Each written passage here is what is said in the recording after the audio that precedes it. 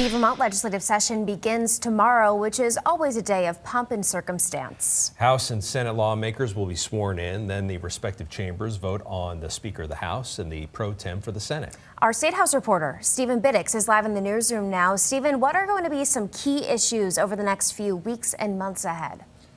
Yes, Liz and Brian, so affordability, education funding, and environmental policy are just a few of the topics lawmakers will have their eyes on. Both parties acknowledge Vermonters want change from the last biennium and more balance after electing nearly 20 new Republicans in the House and nearly doubling the GOP's footprint in the Senate. Making Vermont accessible and affordable across the board. It's public safety, housing, and affordability. Probably affordability being key. All of them are very, very important. It's a new dynamic in Montpelier this legislative session.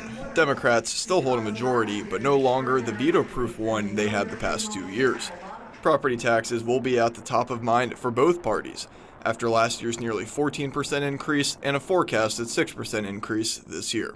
I think what Vermonters can expect is a reformed education fund that is transparent, understandable, and much more closely connects a district's spending decision to the tax rate that it pays. I anticipate that we will be laser focused on middle-class tax relief in all forms, and particularly as it relates to the property tax and our education financing system.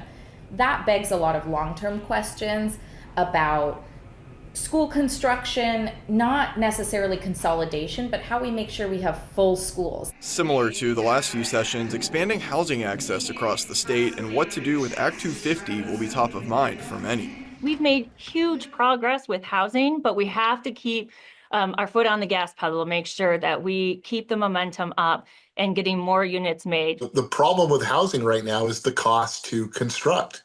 If the cost to construct was low enough where developers saw opportunity in Vermont, this problem's over.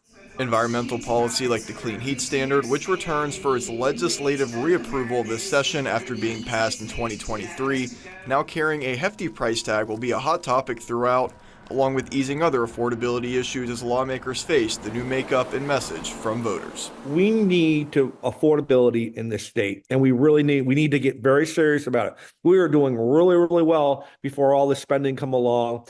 We're not doing well now. Vermonters are suffering. We need to go back and really be realistic about work together. I'm hopeful that we can, but it all depends on who shows up.